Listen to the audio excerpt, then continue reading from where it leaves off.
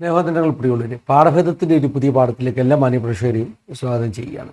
അരുണാചൽ പ്രദേശിലെ മതപരിവർത്തന നിരോധന നിയമത്തെക്കുറിച്ചാണ് ഇന്നത്തെ പാഠഭേദത്തിൽ പറയാനുള്ളത്. 1978 പാസാക്കി ഇന്ത്യൻ പ്രസിഡന്റ് ഒപ്പ് ഇട്ട് നിയമം പാസ്സായ ഒരു സ്റ്റേറ്റാണ് അരുണാചൽ പ്രദേശ്. പക്ഷേ കഴിഞ്ഞ ഏകദേശം 48 വർഷങ്ങൾ ഈ നിയമം അരുണാചൽ പ്രദേശിലുണ്ടെങ്കിലും മാറി മാറി വന്ന സ്റ്റേറ്റ് ഗവൺമെൻറ്റുകളൊന്നും ഈ നിയമത്തെ അപ്ലൈ ചെയ്യുവാൻ അല്ലെങ്കിൽ ആക്ടിവേറ്റ് ചെയ്യുവാൻ തയ്യാറായിരുന്നില്ല. എന്നാൽ റീസെൻ്റ്ലി ഇപ്പോഴുള്ള BJP സർക്കാർ അരുണാചൽ പ്രദേശിൽ ഈ നിയമം സാധുതയിൽ കൊണ്ടുവരുവാനുള്ള ശ്രമങ്ങളിലാണ്. കഴിഞ്ഞ ജൂൺ മാസം മുതൽ അതിൻ്റെ നടപടികൾ ആരംഭിച്ചിരിക്കുന്നു. ഇത് അരുണാചൽ പ്രദേശിലെ ക്രിസ്ത്യൻസിൻ്റെ ഇടയിൽ വലിയ ഒരു ആശങ്കയാണ് ഉണ്ടാക്കിയത്. അതുകൊണ്ട് തന്നെ അരുണാചൽ പ്രദേശിലെ ക്രിസ്ത്യൻ ഫോറംസ് സംസ്ഥാന സർക്കാരിനെ, മുഖ്യമന്ത്രിയൊക്കെ കണ്ട് ഇതിന് പുനർവിചിന്തനം ആവശ്യമാണ് എന്നുള്ള ആവശ്യങ്ങളൊക്കെ ഉന്നയിച്ചിരിക്കുകയാണ്. അരുണാചൽ പ്രദേശിലെ BJP സർക്കാർ മുഖ്യമന്ത്രിയിൽ നിന്ന് വളരെ അനുകൂലമായ ഒരു മറുപടിയാണ് ക്രിസ്ത്യൻ ലീഡേഴ്സിന് ലഭിച്ചതെന്ന് അറിവാനിടയെത്തിയിരുന്നു. അത് നമ്മളെ അത്ഭുതപ്പെടുത്തുന്നു. കാരണം അങ്ങനെ നിയമം അതിനെ സാധുതയിൽ കൊണ്ടുവരുവാൻ ശ്രമിക്കുന്ന സർക്കാർ തന്നെ വളരെ അനുഭാവപൂർവമാകുന്ന ഒരു മറുപടി ക്രിസ്ത്യൻ ലീഡേഴ്സിന് കൊടുത്തപ്പോൾ എന്തുകൊണ്ടാണ് അരുണാചൽ പ്രദേശിൽ അങ്ങനെ ഒരു നടപടി ഉണ്ടായതെന്ന്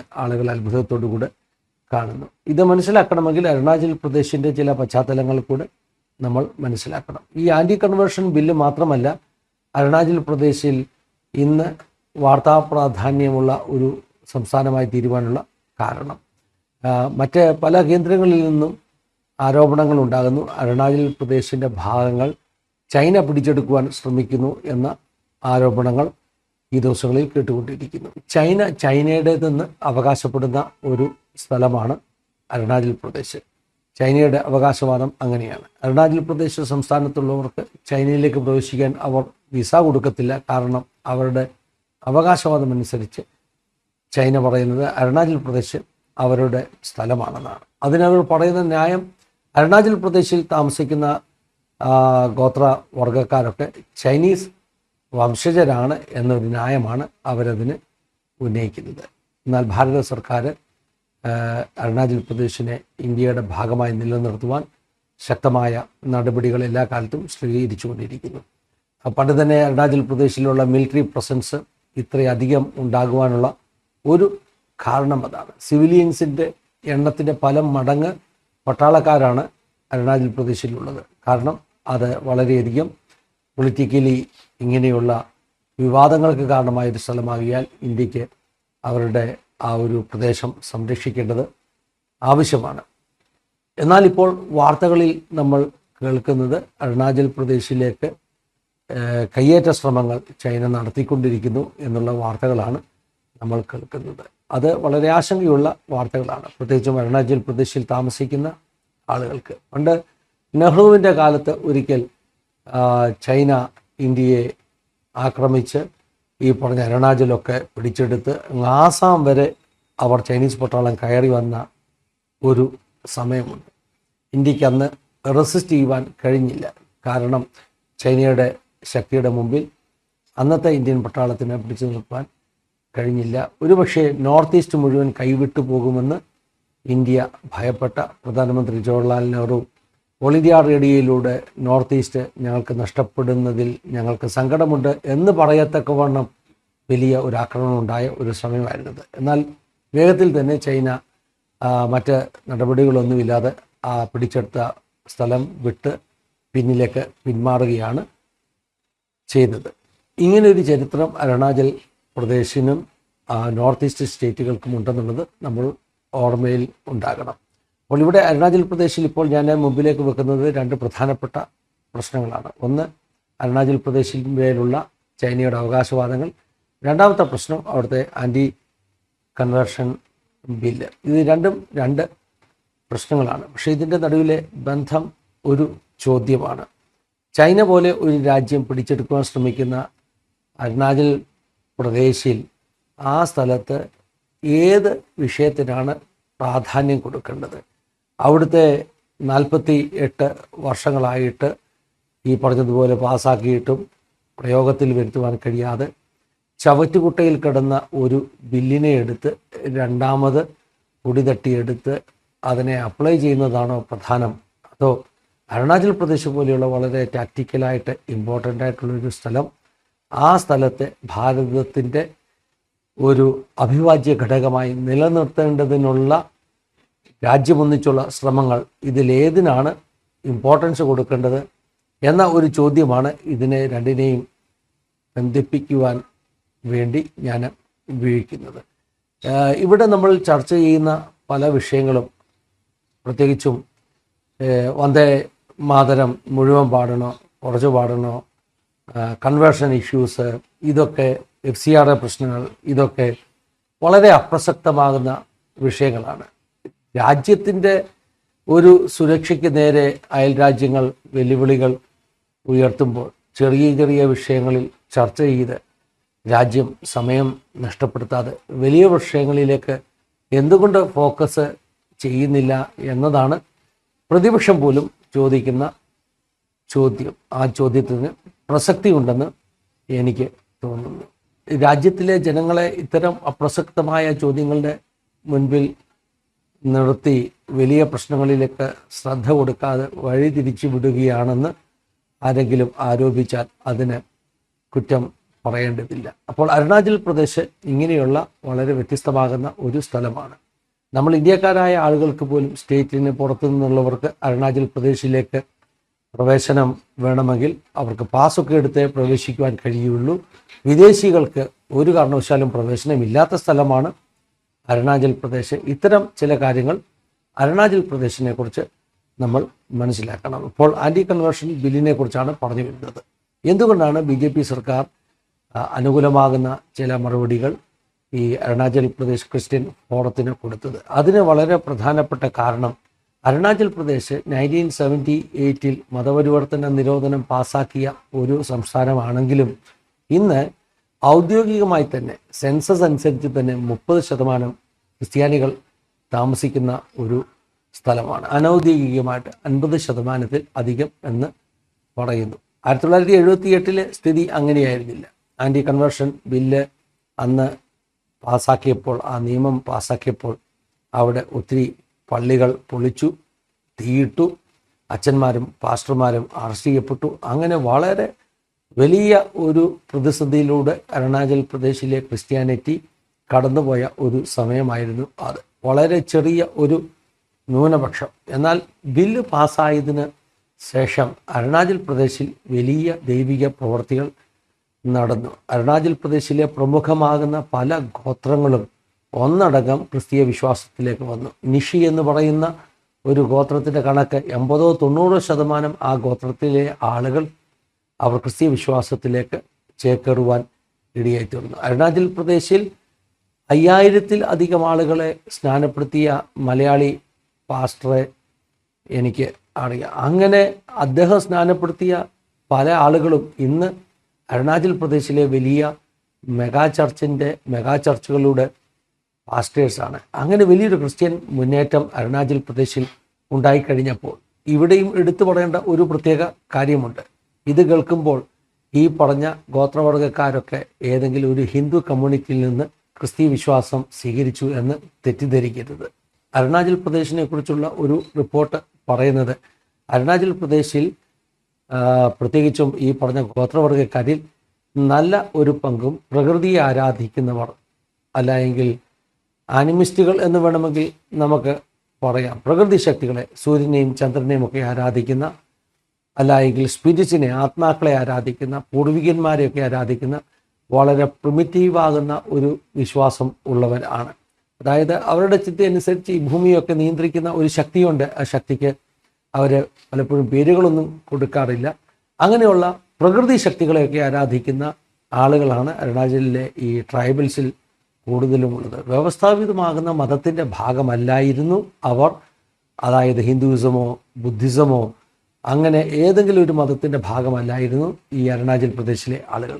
അതുകൊണ്ട് അരുണാചൽ പ്രദേശിൽ ഇപ്പോൾ ഈ കൺവേർഷൻ്റെ ഒരു ഘടന നമ്മൾ പഠിച്ചു നോക്കിയാൽ ഈ പറഞ്ഞ 30, 40, 50% എന്നൊക്കെ അനൗദ്യോഗികമായി പറയുന്നു. ഇത്രയും പേർ ക്രിസ്തീയ വിശ്വാസത്തിലേക്ക് വന്നത് അരുണാചൽ പ്രദേശിലെ ഹിന്ദു വിശ്വാസികളോ ബുദ്ധമതക്കാരായ ആളുകളോ അല്ല. ബഹുഭൂരിപക്ഷവും ഈ പറഞ്ഞ പ്രകൃതിയെ ആരാധിച്ചുകൊണ്ടിരുന്ന, മതമൊന്നും പ്രത്യേകിച്ചില്ലാതിരുന്ന, പേരുള്ള മതങ്ങളിൽ ഉൾപ്പെടാതിരുന്ന ഈ അരുണാചൽ പ്രദേശിലെ ട്രൈബൽസ് ആയിട്ടുള്ള ആളുകളാണ്. കണക്കുകൾ പറയുന്നത് അരുണാചൽ പ്രദേശിലെ ഹിന്ദുക്കൾ ഭൂരിപക്ഷവും വൈഷ്ണവ ഭക്തന്മാരാണ്. അതുപോലെ തന്നെ ബുദ്ധമതത്തിന് വലിയ ഒരു സ്ഥാനമുണ്ട്. ഈ ബുദ്ധമതക്കാരോ വൈഷ്ണവൈറ്റ്സ് ആയിട്ടുള്ള ഹിന്ദുക്കളോ കൺവേർഷനിലേക്ക് പോയിട്ടില്ല. 0% കൺവേർഷനാണ് ഇത്തരം പല വിഭാഗത്തിലും പല ട്രൈബൽ ഗ്രൂപ്പിലും, അതായത് വൈഷ്ണവൈറ്റ്സ് ആയിട്ടുള്ള ബുദ്ധമതക്കാരായിട്ടുള്ള പല ട്രൈബൽ ഗ്രൂപ്പിലും 0% കൺവേർഷനാണ് നടന്നിട്ടുള്ളതെന്നാണ് കണക്കുകൾ പറയുന്നത്. അപ്പോൾ ചുരുക്കി പറഞ്ഞാൽ ബുദ്ധമതക്കാരോ ഹിന്ദുക്കളോ ഒന്നും കൺവേർട്ട് ചെയ്തല്ല അരുണാചൽ പ്രദേശിലെ ക്രിസ്ത്യാനിറ്റി വളർന്നത് എന്ന യാഥാർത്ഥ്യം മനസ്സിലാക്കണം. ആ അറിവ് ഇല്ല എങ്കിൽ വലിയ തെറ്റിദ്ധാരണകൾക്ക് കാരണമായി തീരും. അരുണാചൽ പ്രദേശിൽ ഹിന്ദുമതത്തെ തകർത്തുകൊണ്ട് ക്രിസ്ത്യാനിറ്റി വളരുന്നു എന്നൊരു നരേഷൻ ഇപ്പോൾ നമ്മൾ ചുറ്റും കേൾക്കുന്നുണ്ട്.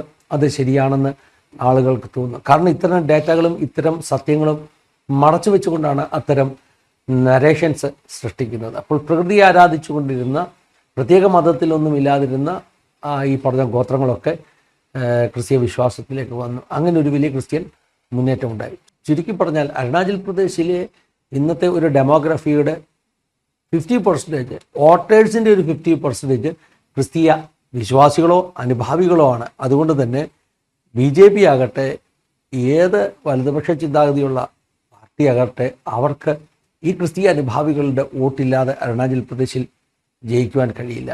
60-അംഗ നിയമസഭയിൽ 17 ക്രിസ്തീയ വിശ്വാസികളായ MLAs അരുണാചൽ പ്രദേശിലുണ്ട്.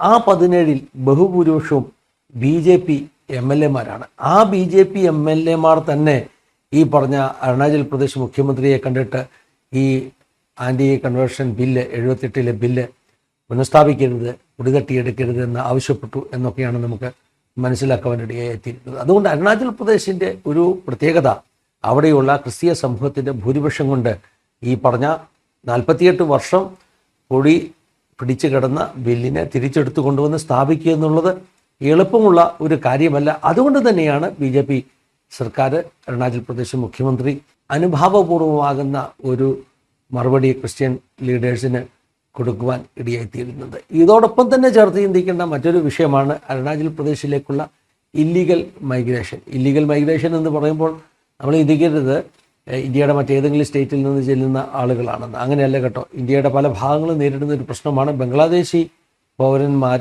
ഇല്ലീഗലായിട്ട് ഇന്ത്യയിലേക്ക് കുടിയേറി പല സംസ്ഥാനങ്ങളിലേക്ക് പോകുന്നു.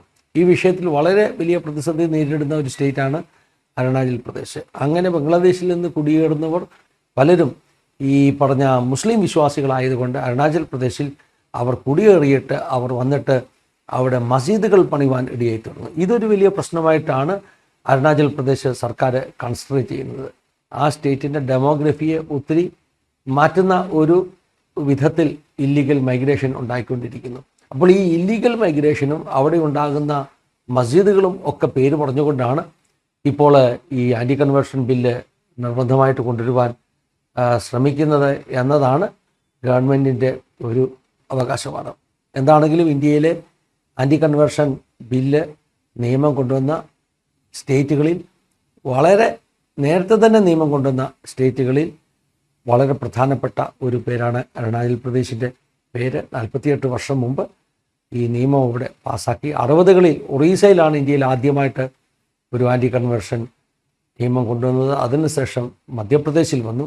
1978-ൽ OP ത്യാഗി എന്ന് പറയുന്ന ഒരു ആൾ, അദ്ദേഹം ഈ മൊറാർജി സർക്കാരിൻ്റെ കാലത്ത് ഇന്ത്യ മുഴുവൻ ഒരു ആൻറ്റി കൺവേർഷൻ ബില്ല് കൊണ്ടുവരാൻ ശ്രമിച്ചു. എന്നാൽ അദ്ദേഹത്തിന് ആ ബില്ല് നിയമമാക്കുവാൻ കഴിഞ്ഞില്ല. OP ത്യാഗി ആ ബില്ല് പാർലമെൻറ്റിൽ കൊണ്ടുവന്നപ്പോൾ വലിയ പ്രതിഷേധങ്ങളുണ്ടായി. ഇന്ത്യ മുഴുവൻ ആ ബില്ലിനെതിരെ പ്രാർത്ഥിച്ചു. അടുത്ത വർഷം തന്നെ ഈ പറഞ്ഞ മൊറാർജി സർക്കാർ നിലംപരിശായി വീണുപോയി. അതുകൊണ്ട് തന്നെ ആ ബില്ല് ഇന്ത്യയിൽ അന്ന് പാസ്സാക്കുവാൻ ഇടയായി തീർന്നില്ല. സാന്ദർഭികമായി പറഞ്ഞു എന്ന് മാത്രം. OP ത്യാഗിയുടെ ബില്ലിനെ പ്രാർത്ഥിച്ച് പരാജയപ്പെടുത്തി എന്ന് അതുകൊണ്ട് തന്നെ ആ സമയം മുതൽ ക്രിസ്തീയ വിശ്വാസികൾ പറയാറുണ്ട്. എന്താണെങ്കിലും ഏതാണ്ട് 50-60 വർഷങ്ങളായിട്ട് ഈ ആൻറ്റി കൺവേർഷൻ ബില്ലുമായിട്ടുള്ള ബന്ധത്തിലുള്ള ചർച്ചകൾ ഇന്ത്യയിൽ നിലനിൽക്കുകയാണ്. ഇപ്പോഴും അത് തീർന്നിട്ടില്ല. അരുണാചൽ പ്രദേശ് ഒരു ടെസ്റ്റ് ഗ്രൗണ്ടായിരുന്നു. ഈ കൺവേർഷൻ ബില്ല് കൊണ്ടുവന്നാൽ എങ്ങനെ അത് പ്രാവർത്തികമാക്കാം, എങ്ങനെ അത് വർക്കൗട്ട് ചെയ്യും എന്നുള്ളതിന് കൊടുത്തൊരു ടെസ്റ്റ് ഡോസായിരുന്നു അരുണാചൽ പ്രദേശ്. പക്ഷേ അരുണാചൽ പ്രദേശിൽ സംഭവിച്ചത് ഈ പറഞ്ഞ ബില്ല് പാസ്സായി, പ്രസിഡൻറ്റ് ഒപ്പിട്ടു. പക്ഷേ ബില്ല് പ്രാക്ടിക്കലി അത് ആക്റ്റീവായില്ല. കാരണം നിയമം പ്രാക്ടിക്കലി അപ്ലൈ ആകുന്നതിന് മുമ്പ് തന്നെ അരുണാചൽ പ്രദേശിൽ വലിയ ദൈവപ്രവൃത്തികളുണ്ടായി. നിയമം നടപ്പാക്കേണ്ട നിയമപാലകർ MLA-മാർ ഒക്കെ ക്രിസ്തീയ വിശ്വാസത്തിലേക്ക് വന്നു.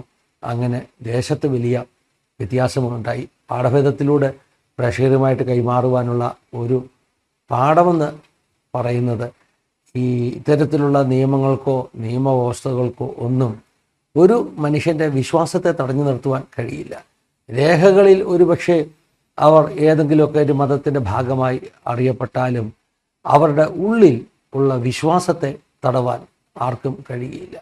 ഒരു വലിയ സൈന്യത്തെ തടവാൻ കഴിയും, പക്ഷേ ആശയങ്ങളുടെ ഒരു സൈന്യത്തെ തടവാൻ ആർക്കും കഴിയില്ല. പ്രത്യേകിച്ചും ക്രൈസ്തവ വിശ്വാസം ലോകം മുഴുവൻ ഉള്ള രാജ്യങ്ങളിൽ എങ്ങനെയാണോ ആളുകളെ സ്വാധീനിച്ചത് അതുപോലെ ഹൃദയങ്ങളെ സ്വാധീനിച്ചു കൊണ്ടിരിക്കുന്നു.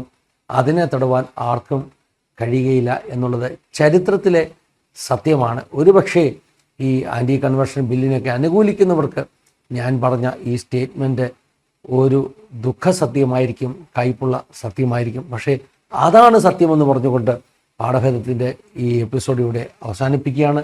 ദൈവം എന്നെ സഹായിക്കട്ടെ, അനുഗ്രഹിക്കട്ടെ. God bless you all. Have A wonderful time.